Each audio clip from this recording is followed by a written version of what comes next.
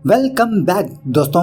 आज की मूवी का नाम है silence, can you here it. ना बाबा ना, मैंने तो ना सुना। ये मूवी कल ही ZEE5 प्लेटफॉर्म पे रिलीज हुई। उसी तरह एक मर्डर मिस्ट्री मूवी है जिसमें हमारी फैमिली मैन भाई साहब लीडिंग रोल प्ले किया है, मतलब मनोज वाजपेयी। एक्चुअली जब ये मूवी देख रहा था तो मुझे वो नवाजुद्दीन सिद्दीकी की मूवी याद आई, अकेली रात। सॉरी, रात अकेली थी, रात अकेली है, खैर जो भी है। मतलब डायरेक्टर भाई साहब हम व्यूअर्स को एंड तक सस्पेंस में रखते हैं, और ऊपर से मनोज भाई साहब की एक्टिंग सोने पे सुहागा। मूवी तो बहुत ही अच्छी है, लेकिन कुछ जगहों पर अननेसेसरी सीन्स ऐड किया गया है, वो थोड़ा मुझे ऑकवर्ड लगा, और कुछ जगहों पर लॉजिक भी मिस हुआ। एनीवेज ओवरऑल से मूवी माइंड ब्लोइंग है। तो चलिए बिना टाइम वेस्ट के लेट्स स्टार्ट। और उससे पहले अगर आप मेरे चैनल पर नए हैं तो लुटा दो यार, प्यार लुटा दो। तो मूवी की शुरुआत में ही 4 लड़कों को दिखाया जाता है जो किसी हिल टॉप पे आए हुए रहते हैं एंजॉय करने के लिए, कि तभी इन चारों में से एक का फोन रिंग होने लगता है। लेकिन बाद में इन लोगों को ये बात पता चलती है कि एक्चुअली वो फोन इनका नहीं है, वो फोन कहीं दूसरे और रिंग हो रहा है। तो वो चारों लोग उस फोन को ढूंढने में लग जाते हैं, और तभी इन लोगों को एक लड़की की लाश नजर आती है, और वो फोन इसी लड़की की पॉकेट से रिंग हो रहा होता है। ये देखकर ये चारों लड़के बहुत घबरा जाते हैं, और उनमें से एक लड़का धीरे धीरे करते हुए उस लड़की के पॉकेट से वो फोन निकालता है और उस फोन का आंसर देने लगता है। उसके बाद क्या था, थोड़ी देर बाद वहाँ पर पुलिस आती है, एम्बुलेंस आती है, और इन चारों लड़कों से पूछताछ करना शुरू कर देते हैं। और दिखने में ऐसा लगता है कि इस लड़की के सर पर कुछ जबरदस्त वार हुआ है, और शायद इसी की वजह से ये लड़की मर चुकी हो। अब इस लड़की के बारे में बात करें तो इस लड़की का नाम है पूजा, और वो है उसका फादर जस्टिस चौधरी, और उसके बगल में जो बंदा खड़ा है उसका नाम है रवि। अब रवि के बारे में बात करें तो रवि की बीवी का नाम है कविता। कविता और पूजा ये दोनों बहुत अच्छे फ्रेंड्स है, फ्रेंड्स नहीं बल्कि ये दोनों बहनों की तरह है। और यहाँ पर हमें ये बात पता चलती है कि रवि की पत्नी कविता अब फिलहाल कोमा में है, मतलब कल कविता का एक्सीडेंट हो गया था और उसी की वजह से कविता अब हॉस्पिटल में है। खैर उसके बाद जस्टिस चौधरी रवि से पूछने लगता है आखिरकार उस दिन क्या हुआ था। तो रवि उस दिन का वाकया बताने लगता है। मतलब फ्राइडे के दिन रवि अपने घर में था, और उस वक्त तकरीबन 10 या 10:30 बज रहे थे। तभी उसी वक्त पूजा वहाँ पर आई कविता से मिलने के लिए, और पूजा को नहीं पता कि कविता फिलहाल पुणे गई है कुछ काम की वजह से। और पूजा कविता को सरप्राइज देने के लिए वो इसके घर आती है, और रवि के घर में एक नौकर होता है और इसका नाम है दादू। अब ये मत पूछना किसका दादू। कविता के बारे में जानने के बाद पूजा रवि से कहने लगती है तो मैं कल सुबह डायरेक्ट कविता से मिलने के लिए पुणे चली जाऊंगी, उसे मैं वहाँ पर सरप्राइज दूंगी। और रात होने की वजह से पूजा रवि के घर ही सो जाती है, और जब सुबह होती है तो पूजा रेडी हो जाती है पुणे जाने के लिए। और उसी वक्त रवि भी अपने ऑफिस जा रहा होता है।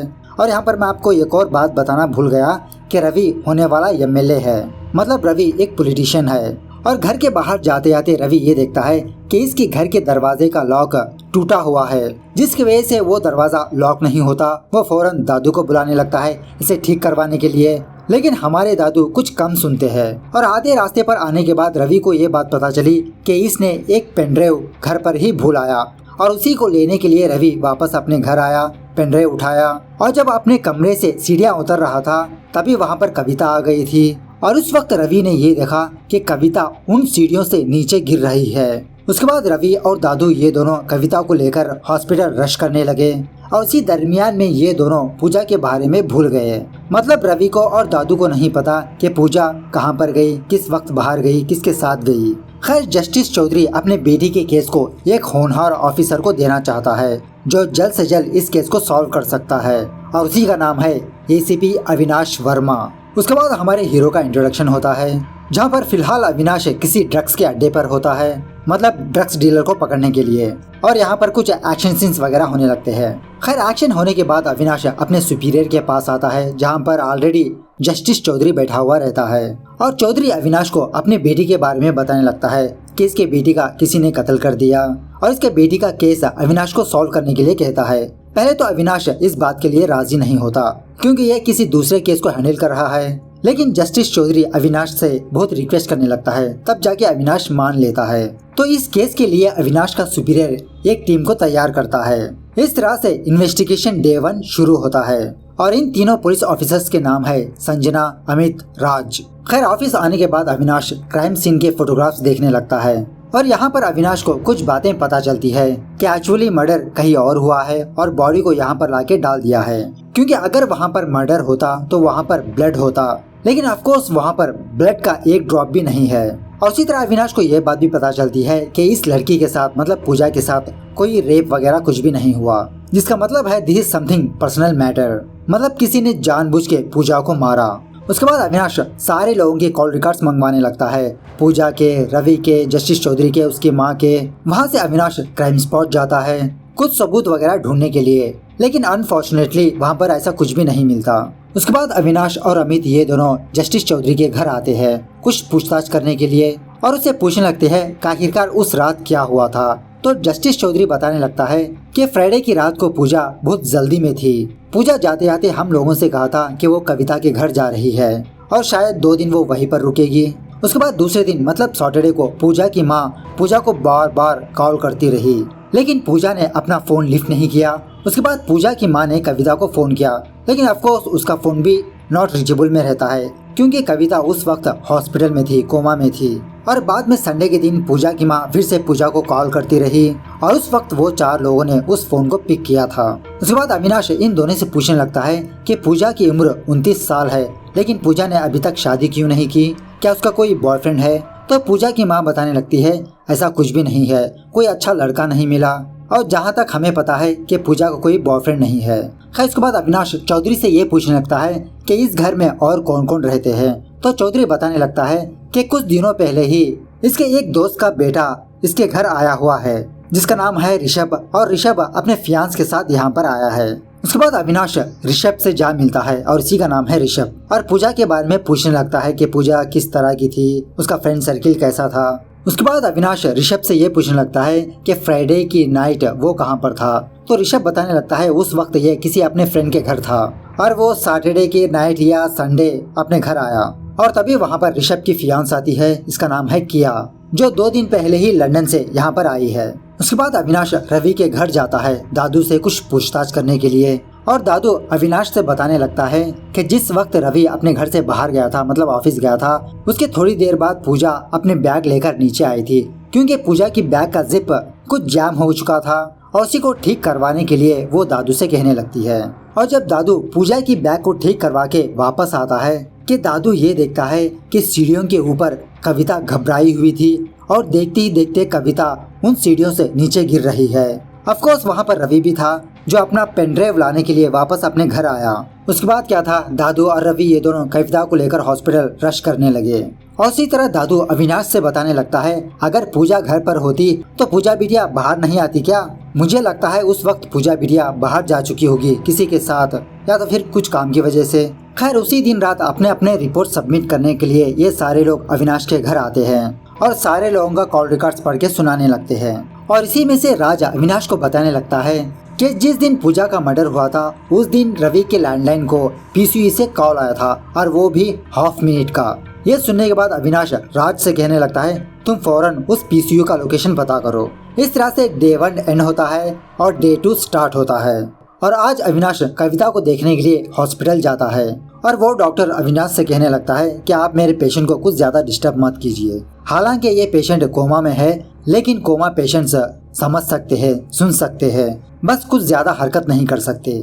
दे हैव फीलिंग्स टू। और तभी वहाँ पर रवि आता है अपनी पत्नी को देखने के लिए और रवि अविनाश को उस कमरे में देख के वो शॉक में रह जाता है। और एक्चुअली अविनाश रवि से मिलने के लिए हॉस्पिटल आया था। ये सुनने के बाद रवि गुस्सा होने लगता है और अविनाश से पूछने लगता है क्या ये कोई वेटिंग रूम है जो आप मेरा यहाँ पर इंतजार कर रहे हो। मतलब रवि खामखा अविनाश पर गुस्सा होने लगता है और रवि की ये बदतमीजी देखकर अविनाश रवि को एक मुंह तोड़ जवाब देने लगता है। रवि खन्ना, मैं आपसे बहुत शराफत से पेश आ रहा हूँ, इसलिए नहीं कि ये मेरी फितरत है बल्कि आप जस्टिस चौधरी के मित्र हैं और मैं उनकी बहुत इज्जत करता हूँ, वरना बदतमीजी तो हमारी पुश्तैनी तिजारत है। खैर इसके बाद रवि अविनाश को और अमित को किसी दूसरे कमरे में बुलाता है रवि से पूछताछ करने के लिए। और यहाँ पर रवि जो कुछ जस्टिस चौधरी से कहा था वही बात अविनाश को भी बताने लगता है। सेम स्टोरी मैं फिर से रिपीट नहीं करना चाहता। उसके बाद अविनाश रवि से ये सवाल करने लगता है कि आपके घर में कितने नौकर हैं। तो रवि बताने लगता है सिर्फ एक, और उसका नाम है दादू, जो काफी साल से हमारे घर में काम कर रहे हैं। और इसी तरह अविनाश रवि से और कुछ सवाल करने लगता है, लेकिन यहाँ पर रवि कुछ जल्दी में होता है, पता नहीं कहाँ जाने की जल्दी होती है इसे, और बहुत ही रूडली बिहेव करते हुए रवि वहाँ से चला जाता है। और इस तरफ ऋषभ कुछ सामान देने के लिए पुलिस स्टेशन आता है। मतलब अविनाश ने पूजा की फ्रेंड लिस्ट मंगवाई थी और उसी को देने के लिए ऋषभ यहाँ पर आया है। लेकिन संजना को पता नहीं क्या छोल मस्ती है। एज ए प्रूफ की तरह वो ऋषभ से कहने लगती है कि आप अपना नंबर और अपना नाम यहाँ पर लिख दीजिए। तो ऋषभ उसी तरह से अपना नाम, फोन नंबर वगैरह लिख के वहाँ से चला जाता है। और उसी दिन रात अविनाश ने मीटिंग कैंसिल की थी, लेकिन ये बात संजना को पता नहीं होती। और जब संजना अविनाश के घर आ ही गई है तो अविनाश संजना को कॉफी देने लगता है। और इसी में अविनाश संजना से पूछने लगता है, क्या तुमने पूजा की रूम की तलाशी ली, कुछ मिला वहाँ पर? तो संजना बताने लगती है, नहीं सर, कुछ भी नहीं मिला।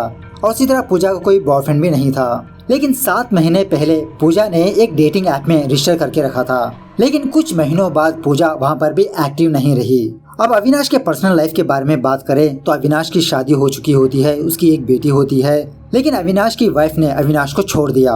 लेकिन इसके बावजूद भी अविनाश की बेटी जो लंदन में होती है वो अविनाश के लिए टी-शर्ट्स भेजा करती है। और उसी तरह अविनाश की एक माँ होती है जो परफेक्ट टाइमिंग पे अविनाश को कॉल करके उसका हालचाल पूछती रहती है। खैर उसके बाद इन्वेस्टिगेशन डे 3 और ऑफिस में आने के बाद ये सारे लोग ये प्रेडिक्ट करने लगते हैं कि आखिरकार पूजा बाहर किस वजह से गई, अगर गई है तो किसके साथ गई और कहाँ गई। और इसी में अविनाश ये प्रेडिक्ट करने लगता है कि शायद हो सकता हो कि पूजा उस घर से बाहर ही नहीं गई हो, कविता घर में आने से पहले शायद पूजा का मर्डर हो चुका हो। और उसी तरह अविनाश रवि पर शक करने लगता है कि शायद रवि पूजा पर जबरदस्ती करने की कोशिश की होगी और इसी हाथापाई में पूजा की मौत हो चुकी होगी। और उसी वक्त कविता वहां पर आई होगी और ये चीज देखकर कविता घबरा चुकी होगी। और जब वो जल्दबाजी में सीढ़ियां उतर रही होगी, शायद कविता का पैर फिसल के वो नीचे गिर के वो कोमा में चली गई। तो ऐसा अंदाजा लगाने के बाद अविनाश रवि के कॉल रिकॉर्ड्स चेक करने लगता है, जहाँ पर अविनाश को 2 चीजें ऑकवर्ड लगी। नंबर 1 ये है कि रवि ने किसी शनेश्वर नाम के बंदे को 6 बार कॉल किया था और इसी तरह रवि सुबह सवेरे किसी बार को कॉल किया था। तो अविनाश उस नंबर और उस बार का पता करने के लिए अमित और राज को भेज देता है। और इस तरफ अविनाश और संजना रवि के घर आते हैं और अविनाश सारे कमरों को चेक करने लगता है। तो सारे कमरे वगैरह चेक करने के बाद अविनाश नीचे आता है और दादू से और कुछ सवाल पूछने लगता है। और इन्हीं सवालों में से अविनाश को ये बात पता चलती है कि इस घर में एक और नौकरानी है और उसका नाम है भारती। और जिस दिन पूजा का मर्डर हुआ था उस दिन ऑफकोर्स सैटरडे था, तो भारती सैटरडे को हाफ डे नहीं आती, वो 2 बजे से ड्यूटी पे आती है। अगर घर से कोई सूटकेस वगैरह गया होगा तो भारती को पता होगी। ये सुनने के बाद अविनाश को थोड़ा बहुत शक होने लगता है कि जब अविनाश ने रवि से पूछा था कि तुम्हारे घर में कितने नौकर है, तो उस वक्त रवि ने क्या कहा था, सिर्फ 1। खैर इस तरफ हॉस्पिटल में डॉक्टर को ये बात पता चलती है कि कविता हरकत कर रही है और डॉक्टर कविता से कुछ सवाल पूछने लगता है। अगर आपका जवाब हाँ है तो आप अपनी एक फिंगर उठाइए। उसी तरह कविता एक छोटा सा इशारा देती है, मतलब कविता धीरे धीरे लोगों की बातें सुन सकती है, रिस्पॉन्ड हो सकती है। और इस तरफ इन्वेस्टिगेशन के दौरान अमित को ये बात पता चलती है कि एक्चुअली शनेश्वर उसी बार में काम करता है। ये जानने के बाद ये दोनों उस बार जाते हैं शनेश्वर के बारे में पता करने के लिए और ये दोनों उस बार टेंडर से शनेश्वर के बारे में पूछने लगते हैं। तो वो बार टेंडर इन दोनों को बताने लगता है कि उसका नाम शनेश्वर है, शॉर्टकट में सन्नी, और इसी बार में वो बाहर काम करता है। जब अमित और राज ये दोनों वहाँ से जाते हैं तो वो बारटेंडर सन्नी को कॉल करके बताता है कि पुलिस तुमको ढूंढ रही है। तो ये इन्फॉर्मेशन आने के बाद सन्नी फौरन बैंकॉक जाने की प्रिपरेशन करने लगता है और इस तरफ भारती को पुलिस स्टेशन बुलाया जाता है और इससे यही सवाल करने लगते हैं कि आखिरकार उस दिन क्या हुआ। और भारती बताने लगती है कि जब वो दोपहर को रवि के घर आई थी तो भारती ने ये देखा कि कोई बंदा रवि के घर से एक थैला लेकर बाहर आ रहा है और वो भी वो जल्दबाजी में था। जब तक भारती उस आदमी का पीछा करती वो कब का निकल चुका होता है। ये जानने के बाद भारती फौरन अपने घर में आकर रवि को कॉल किया और सारी बात बताई। तो रवि भारती से कहा था कि वो मेरा ही बंदा है, मैंने ही उसे अपने घर भेजा था। तो तब जाके भारती शांत हो गई थी। और इसी दरमियान में पुलिस को ये बात पता चलती है कि सन्नी मतलब शनेश्वर बैंकॉक जाने की तैयारी में है। अविनाश और उसकी टीम सन्नी को पकड़ने की प्लानिंग करने लगते हैं और इसी तरह इस तरफ भारती से वो स्केच बनवाया जाता है। ऑफकोर्स वो आदमी सन्नी ही होता है, मतलब सन्नी नहीं उस दिन रवि के घर आया था, एक थैला लेकर गया। और यहाँ पर एक और स्टोरी चलने लगती है कि सन्नी के भाई को किसी दूसरे गैंग वाले पकड़ चुके होते हैं और सन्नी का पता बताने के लिए डराने धमकाने लगते हैं। और इस तरफ अविनाश और उसकी टीम मेन स्पॉट पर आ जाते हैं जहाँ पर सन्नी आने वाला है कुछ लोगों से मिलने के लिए। और तभी उसी वक्त दूसरी गैंग वाले सन्नी के भाई को वहाँ पर लाते हैं और कुछ देर वेट करने के बाद फाइनली सन्नी अपने बिल से बाहर आता है। उसके बाद क्या था, वो गैंग वाले सन्नी पर और उसके भाई पर फायरिंग करने लगते हैं। और ऑफ कोर्स दूसरी तरफ पुलिस भी होती है, तो पुलिस भी दूसरी गैंग की तरफ फायरिंग करने लगती है। और इसी फायरिंग के दौरान सन्नी मर जाता है, सन्नी का भाई घायल हो जाता है और उसी तरह अविनाश के शोल्डर को भी एक गोली लगती है, वो बेहोश गिर जाता है। इस तरह से ये दिन खत्म होता है। उसके बाद दूसरे दिन इन्वेस्टिगेशन डे 4, जहाँ पर अविनाश बिना रेस्ट लिए वो ऑफिस आता है और तभी उसी वक्त अविनाश रवि को पुलिस स्टेशन बुलाता है और रवि से सवाल करने लगता है कि आपने हमें ये नहीं बताया कि आपके घर में 2 नौकर है और दूसरी नौकरानी का नाम है भारती। तो रवि एज यूजुअल रूडली की तरह अविनाश को जवाब देने लगता है, जहन से हट गया होगा मेरे। और अविनाश रवि से दूसरा सवाल करने लगता है कि सैटरडे के दिन आपके घर एक बंदा आया, थैला लेकर गया, उस थैले में क्या था? तो रवि जवाब देने लगता है, बुक्स थी उस थैले में जो कहीं पर भिजवाने थे। तो अविनाश भीड़ से सवाल करने लगता है, आपकी बीवी हॉस्पिटल में आईसीयू में है और आपको बुक्स की चिंता हुई? तो रवि कहने लगता है, जब कविता ठीक ठाक थी उस वक्त कविता मुझसे बार बार कह रही थी कि वो इस बुक्स को कहीं पर भेज दे। तो जब मैंने कविता को इस हालत में देखा तो मुझे लगा ये काम इम्पोर्टेंट है, इसीलिए मैंने एक आदमी को अपने घर भेज के वो बुक्स भिजवा दिया।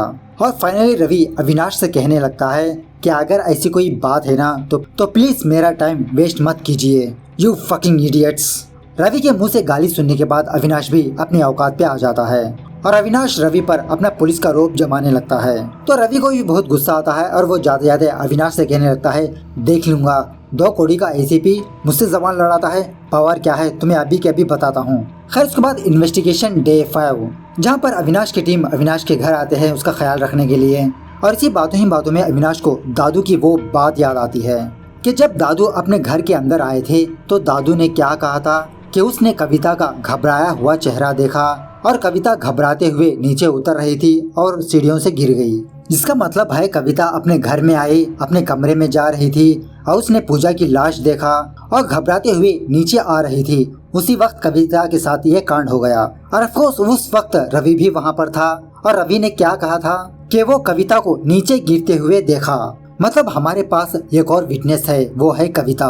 कविता को अच्छी तरह से पता है कि एक्चुअली वो रूम में क्या हुआ था। लेकिन यहाँ पर दिक्कत वाली बात यह है कि कविता बयान कैसे दे सकती है, वो तो कोमा में है। खैर उसके बाद अविनाश का सुपीरियर अविनाश को अपने ऑफिस में बुलाता है, उसे डांटने लगता है कि वो बिना परमिशन लिए एनकाउंटर पे उतर गया और उस एनकाउंटर में काफी लोगों की जान गई। और इसी की वजह से अविनाश का सुपीरियर अविनाश को पूजा के केस से हटा देता है। ऑफकोर्स ये कांड रवि का ही हो सकता है। और तभी अविनाश जस्टिस चौधरी के घर जाता है और जो कुछ हुआ वो बताने लगता है और जस्टिस चौधरी से 2 दिन की मोहलत मांगने लगता है। और उसी तरह अविनाश कविता से स्टेटमेंट लेना चाहता है। खैर किसी भी तरह करके चौधरी अविनाश को परमिशन दे देता है और दूसरे दिन चौधरी अविनाश को बताने लगता है कि तुम्हारे पास सिर्फ 24 घंटे है और मैंने पता किया कि जो शख्स कोमा में होता है उसका बयान कोर्ट में एक्सेप्ट नहीं किया जाएगा। खैर इसके बावजूद भी अविनाश कविता के पास जाता है और कविता को पूजा का वो दर्दनाक इंसिडेंट बताने लगता है।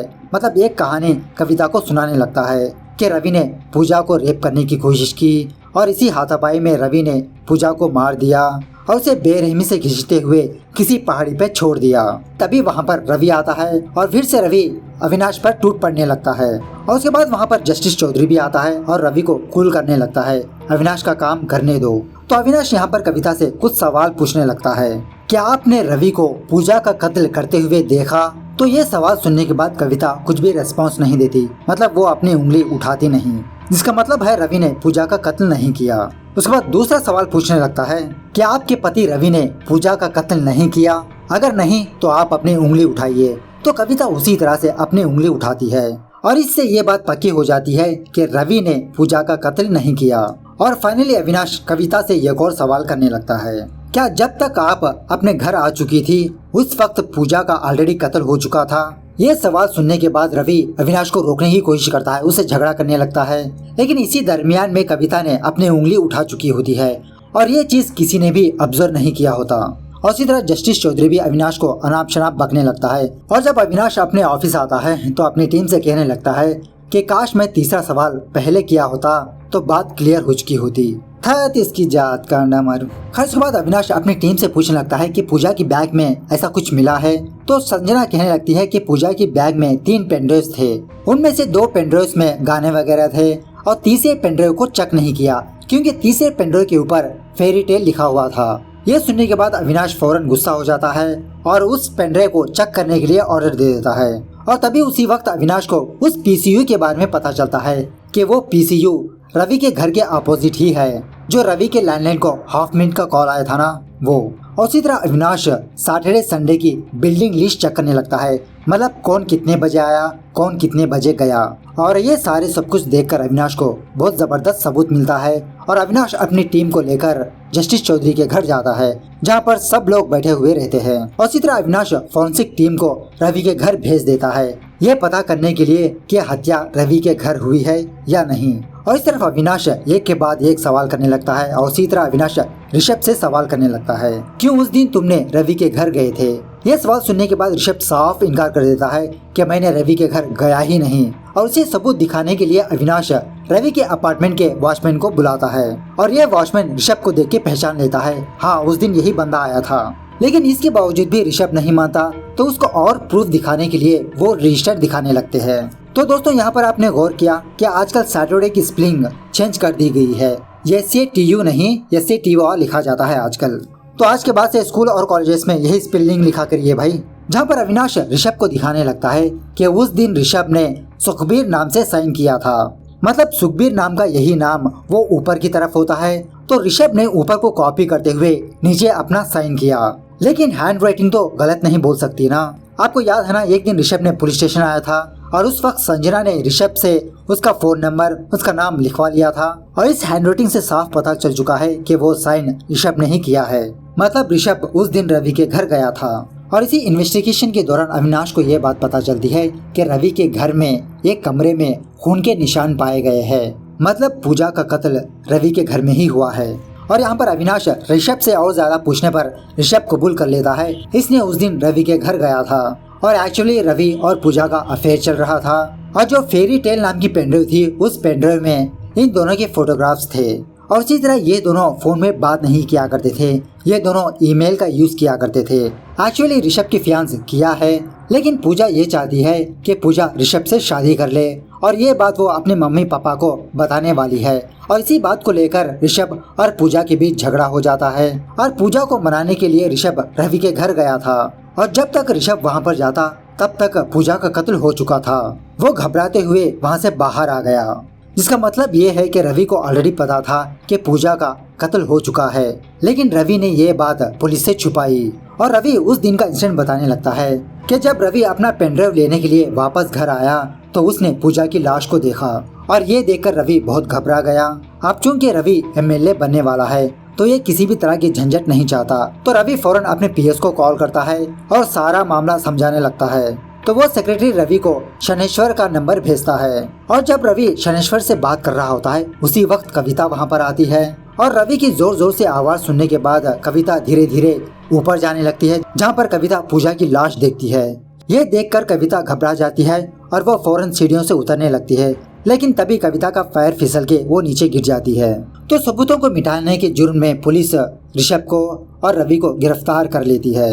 उसके बाद इन्वेस्टिगेशन डे 7। अविनाश को अभी तक ये बात पता नहीं चली कि पूजा का कत्ल किसने किया। तो दोस्तों यहाँ पर मैं ज्यादा लैग ना करते हुए इन शॉर्ट स्टोरी सुना देता हूँ, सुनिए। एक्चुअली पूजा का कत्ल किया ने किया। अविनाश किया को पुलिस स्टेशन बुलाता है, उसे गिरफ्तार कर लेता है। अविनाश के असिस्टेंट अविनाश से सवाल पूछने लगते हैं कि सर आपको कैसे पता चला कि किया ने मर्डर किया। तो अविनाश बताने लगता है कि किया के ब्रेसलेट के जरिए से। मतलब आपको याद है ना कि एक दिन अविनाश ने रवि के घर गया था सारे कमरों की तलाशी लेने के लिए और वहीं पर अविनाश ने किया का ब्रेसलेट का टुकड़ा देखा। उसके बाद जो स्टोरी है वो दिखाई जाती है। एक्चुअली जब किया इंडिया आ जाती है तो किया को ये बात पता चलती है कि ऋषभ और पूजा के बीच अफेयर चल रहा है। तो किया फौरन PCU के जरिए से रवि के लैंडलाइन को कॉल करती है और उसे पूछने लगती है क्या पूजा घर पर है। तो पूजा कहती है हाँ, इसीलिए वो कॉल आधे मिनट का था। यह जान लेने के बाद किया रवि के घर आती है, लेकिन वो दरवाजा खुला हुआ रहता है। जैसा मैंने पहले कहा था कि रवि के घर के दरवाजे का लॉक काम नहीं कर रहा, तो किया फौरन पूजा के पास आती है। इन दोनों के बीच काफी सारी हाथापाई होती है और इसी हाथापाई के दौरान किया कोई चीज लेकर पूजा के सर पे मार देती है और तभी फौरन पूजा की मौत हो जाती है। ये देखकर किया घबरा जाती है और फौरन दौड़ते हुए वहाँ से निकल जाती है। उसके बाद क्या था, थोड़ी देर बाद ऋषभ वहाँ पर आता है और आगे की स्टोरी आपको पता ही है। इस तरह से ये मूवी यहाँ पर दी एंड होती है। तो दोस्तों मूवी कैसे लगी कमेंट करके बताना जरूर। मिलते हैं अगली वीडियो में, तब तक take care, bye bye, see you soon.